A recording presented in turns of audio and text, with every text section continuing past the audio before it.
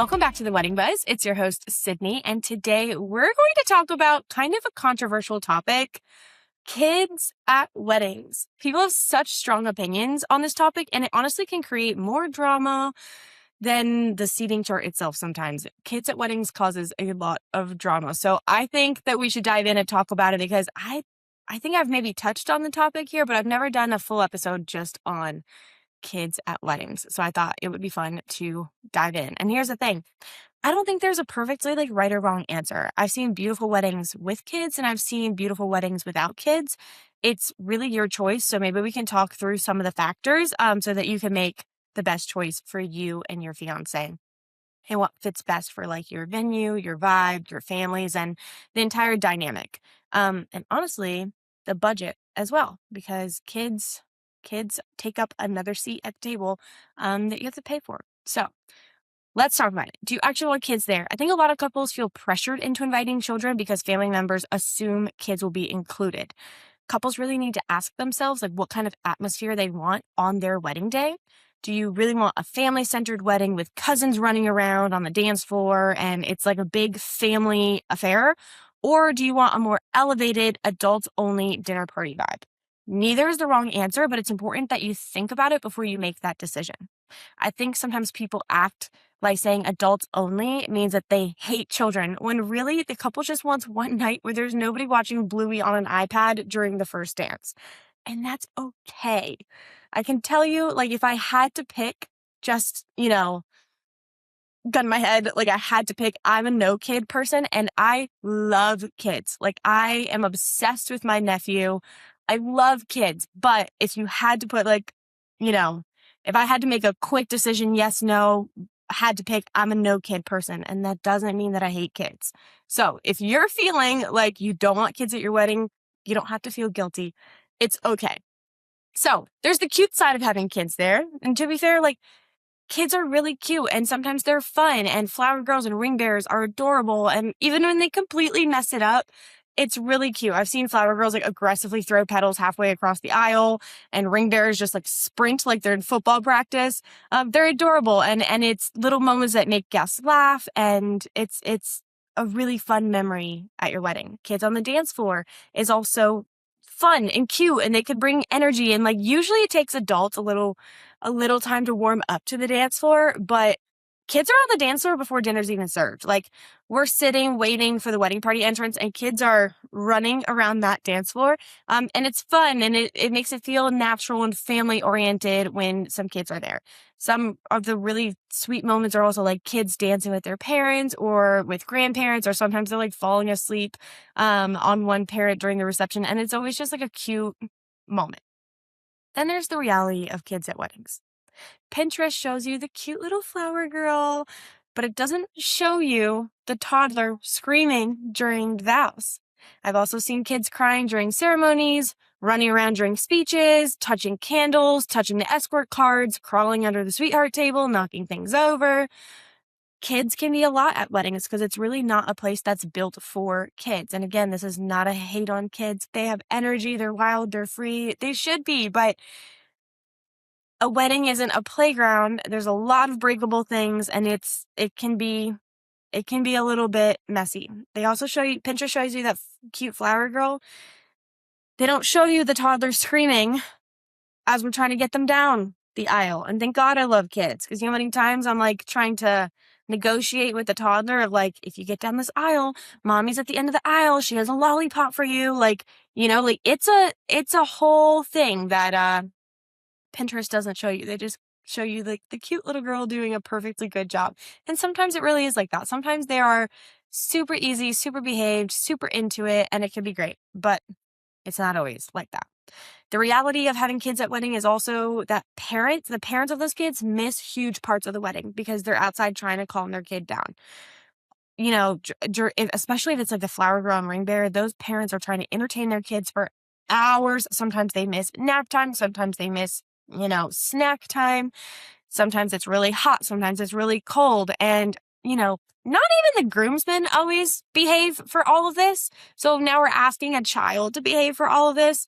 It's a lot. It's a lot. And I don't even blame kids for getting cranky, to be honest. But the reality of it is that it's a long day that you're asking him to participate in if you're having like a flower girl and a ring bearer. And the parents are usually the ones that suffer because they're trying to, you know, calm the chaos all day long. I also see parents during ceremonies stressed out, trying to keep kids quiet. A couple months ago, I had a little girl in the ceremony of the Catholic church, and it was like an hour-long mass, and this little girl wanted to like run up and down the pews, and the mom was like in a dress and heels and trying to chase the daughter, and that mom was like sweating. Like trying to keep their child entertained for an hour-long Catholic mass was, uh, I mean, it was a lot. It was a lot. And I felt bad for the parents because they didn't enjoy the ceremony at all. They were running around chasing their kid, trying to keep them quiet. And like, it was just a lot. I also see at the reception during speeches and stuff, they're trying to keep their kids quiet. And then by 9 p.m., most kids are exhausted and they're overstimulated and they're just done. So they're either cranky and a parent is like trying to console them, or they just simply are falling asleep. And I have seen so many times one parent's on the dance floor, the other parent is out sitting in the hallway or somewhere they found like a little sofa or a bench and they're just sitting, kids sleeping on their shoulder, and they're just, I don't know, the dad's out there watching football or something on his phone, not really enjoying the night. It's okay when you have kids, you kind of sign up for these things, especially if you bring your own kid to a wedding, you're signing up for this. But if you have friends, if you as like the bride or the groom have a friend who you really want to enjoy your wedding night with and they bring their kids, chances are like they have to pay attention to their kid before they're paying attention to you. And so you might not actually get to party with them or like have fun with them on your wedding day because they're entertaining their kids. So just kind of the reality. So I also want to talk about iPads and toys on the dinner table. You know how many times I've seen iPads on like this beautiful table and I'm like, oh my gosh, the photographer's trying to take pictures of this gorgeous tablescape that the bride has spent months and months and a ton of money planning, and now there's toys on the table, crayons on the table. Like I am always like collecting these things being like, not yet. So it's something to think about if, you really want that elevated look and feel. Kids might not be the best idea. Then there's the budget side of it. Kids can massively impact the budget, and I don't think couples realize that. Most venues still count children in the guest count. They might have a kids meal where it's slightly cheaper, but it is not a cheap kids meal, that's for sure. So that means you're paying for a meal, a chair, tables, rentals, favors, and sometimes additional staffing just because you have like 15 or 20 children attending. That can easily turn into thousands of dollars, especially if some venues don't charge a kid price. They just charge per person. They'll probably cut you a break on the bar because those kids can't drink alcohol, obviously. But it's a lot of money that we're talking about. A lot of money that adding kids, will add to the budget. So let's talk about an adult-only wedding. Having an adult-only wedding does not mean you hate kids. Some couples simply want a black tie atmosphere, luxury vibe, big dinner party, and sometimes a late reception. And, kids usually don't last that long. Some guests secretly love having the night away from parenting responsibilities. Every couple needs a date night. Tell them, get a babysitter for one night, call grandma, something, and let your friends come and have like a good date night. It's funny because I've talked to some people being like, oh, I'm so sorry, like, it's not kids. And they were like, we were never planning on bringing our kids. Like, we don't want to deal with them. Like, we just want to have a fun night out, which is so understandable. Also, one thing I didn't mention before is if you're doing video and your ceremony is video, they can't really edit out a kid screaming through your vows. So if you want that video to last a lifetime and have that forever, if a kid screams, baby cries during your vows, that's in there forever. And maybe I sound a little shallow saying that, but I don't think it's shallow. I think it's very fair that your one special moment when you're saying your vows that you don't want a kid screaming during it. And kids are unpredictable. Babies are unpredictable. It's hard no one can promise that won't happen. So it's something to honestly think about when you're making this decision. But But yeah, adult-only weddings are just a different vibe. It's a little bit more luxury vibe, and the parents can relax, have a glass of wine, and enjoy an actual adult-only night. So, drama. There's always some sort of drama around this topic. I've seen guests ask for exceptions, RSVP children without asking, or get really offended when their kids aren't invited. Family members especially can take it very personally. Like, what do you mean you don't want your nephew at the wedding? Like, what do you mean you don't want your little cousin there? Um, and this is when the couples really need to set boundaries, because the second you make one exception, suddenly everyone wants an exception, and somehow your 120-person wedding turns into 160 people. And then again, we're talking about a change in like the vibe, the atmosphere, and a change in budget, because this will heavily impact the budget if you let everyone bring their kids. So how can we compromise? There are definitely some ways that couples can compromise if you feel torn on the issue. You can invite immediate family, children only. So if it's like your niece, your nephew, your cousins, something like that, like, I mean, cousins, that could be different per family. Because like my family, I have 3 cousins. That's pretty small. Some families have 30 cousins. Okay, that's way too much. So you have to kind of decide what fits best for your family. But you could say, this is my nephew. I want him there. But my friends from college and their kids that I've never even met, like their kids don't need to come. You could allow the kids at the ceremony, but not the reception. I don't really understand that, because the ceremony is not the part that the kids would even have fun at. At least the reception, once it's a party, like they could be loud and dance and be a little crazy. So you could do that. Some people do that. I don't really understand it. One idea that I really like is that you can hire on-site babysitters or create like a kids room at a hotel. And I like this because some parents are, they don't have family members that can babysit. They don't have, they don't trust their kids with babysitters that are not family. That means they have to pay for babysitters and stuff. Like that could be a lot.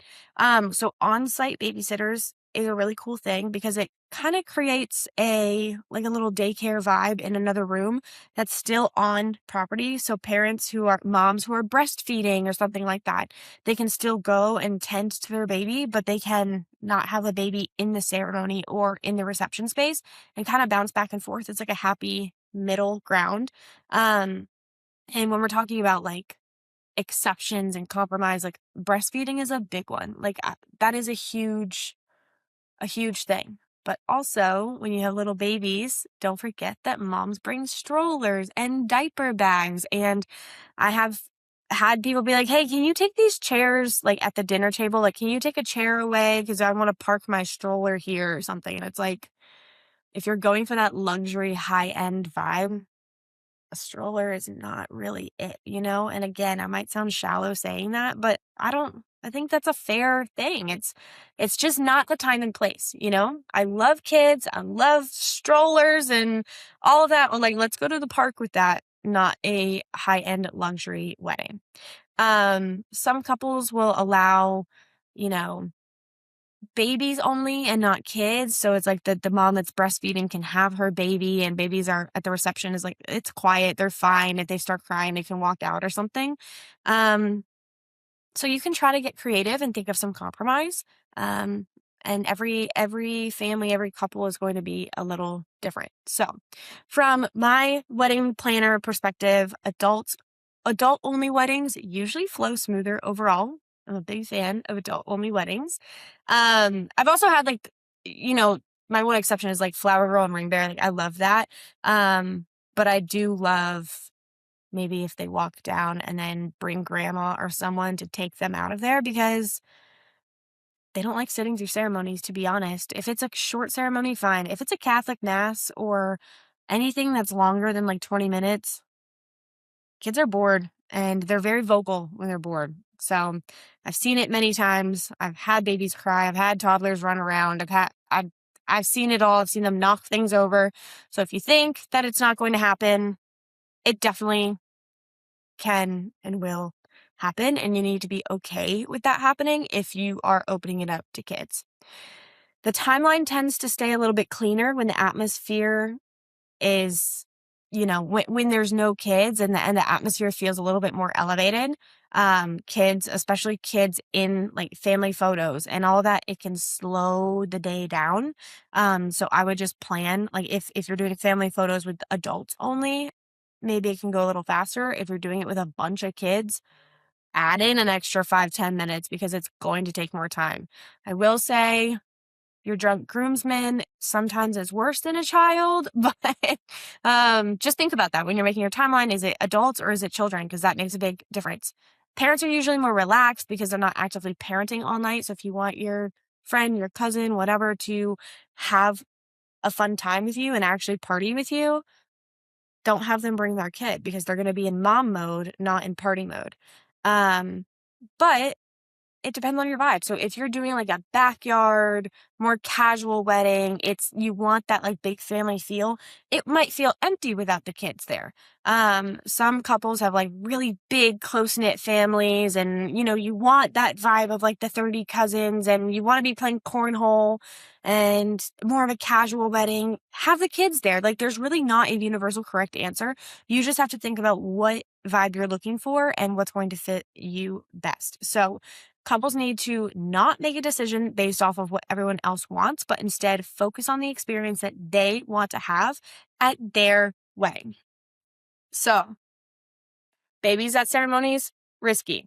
Kids at a black tie wedding, depends on the crowd. I vote no. Parents should absolutely step out if their child is screaming during the ceremony. I have very low tolerance for it. Like, I've had parents that are just like, shh, shh. And I'm like, take your kid out. Like, sit on the end and run as soon as your kid starts screaming. But they don't always do that. Tablets at the dinner table kind of ruins the vibe in the photos. Strollers, iPads, crayons, not a big fan of it. Kids on the dance floor early in the night is adorable. I do like that. I think it's really cute. Kids at 11 p.m. receptions usually become chaos. Sometimes they're like vibing and it's hilarious. Like everyone's, late night. A lot of people are drunk, but there's like that one kid that's just for some reason full of energy and obviously an extrovert. And it's hilarious when you have that kid. So it also depends on the kid. Depends on the kid. Like, will they survive till 9, 10, 11 p.m. and actually have a good time and be on the dance floor? Or will they be like crying and cranky? And you might have to talk to their parent and kind of see like, what is the parent thing? Is the parent like, oh my gosh, absolutely, they're going to love being at this wedding reception? Or is the parent like, no way, like they're going to be tired and cranky and we're going to have to leave early? So at the end of the day, your wedding should feel like you. You're the one paying for it. You're the one planning it. If you want all the little cousins riding around, embrace it. If you want adult only luxury vibe, that's completely okay too. It's kind of where I align with, but everyone's different. People will survive one night without their child. They probably will enjoy it more than they think. I know a lot of parents are anxious about it. No judgment, but they will survive one night without their child and they will probably have fun. Let me know your opinion because I know a lot of people are going to disagree on this topic, and respectfully, nicely, I would like to hear what you guys think and whether you're a fan of kids at wedding receptions and wedding ceremonies or no kids. Well, with that, if you need help wedding planning, I would love to help you. My website is delightfulplanning.com. Email is sydney@delightfulplanning.com. And I want to hear all about your weddings and what you guys are doing. So reach out and I'll see you guys in the next episode.